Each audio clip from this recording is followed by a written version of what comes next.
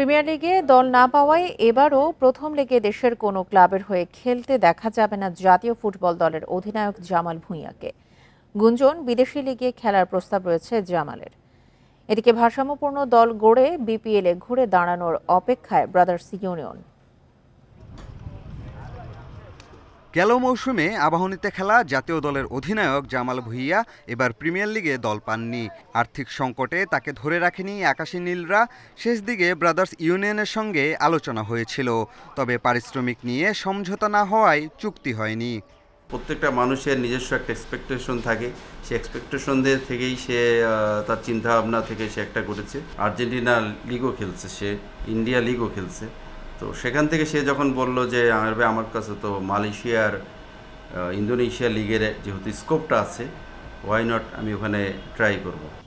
জামালকে না পেলেও লিগে লড়াই করার মতো দল গড়েছে ব্রাদার্স। রহমত মিয়া, সুশান্ত ত্রিপুরা, আলমগীর মোল্লার মতো জাতীয় দলের ফুটবলাররা আছেন। পূরণ করেছে 6 বিদেশি ফুটবলারের কোটা। লিগ নিয়ে স্বপ্নের পরিধি বেড়েছে ব্রাদার্সের। শেখ জামাল, শেখ রাসেলের প্লেয়ার এবং চিটাগাং আবাহনীর কিছু প্লেয়ার সবকে নিয়ে আমরা যখন একটা দল গঠন করলাম, তখন দেখলাম যে অনেক ভালো দল হচ্ছে। ওই টিমের পরেই আমাদের ফরেন প্লেয়ারটা আমরা সংযোজন করছি। দেখলাম যে আমাদের স্ট্রেংথ হয়ে গেছে, যে চ্যাম্পিয়ন ফাইট দেওয়ার মতোই আমরা যাচ্ছি। আর্থিক সংকটে ঝুলে থাকা চট্টগ্রাম আবাহনীর ভাগ্য নির্ধারণ হয়েছে একেবারে শেষ মুহূর্তে।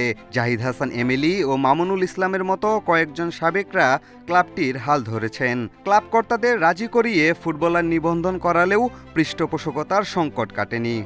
চিটাগাং আবাহনী না খেলতো, এই 36 জন প্লেয়ার কিন্তু বাড়ি চলে যেত, তারা কিন্তু এই সিজনটা খেলতে পারতো না। কর্পোরেট হাউসেস, অনেক স্পন্সরশিপ প্রতিষ্ঠান রয়েছে যারা আমাদের পাশে দাঁড়ালে আমরা এই ক্লাবটাকে একটা সিজন সামনের দিকে এগিয়ে নিয়ে যেতে পারবো। প্লেয়ারদেরকে হয়তো আমরা কিছুটা খুশি করতে পারবো। এবার বিপিএল হবে 10 দল নিয়ে। শেখ রাসেল ও শেখ জামাল ধানমন্ডি ক্লাব আগেই নাম প্রত্যাহার করেছে। পিয়াস সাহা, ইন্ডিপেন্ডেন্ট নিউজ, ঢাকা।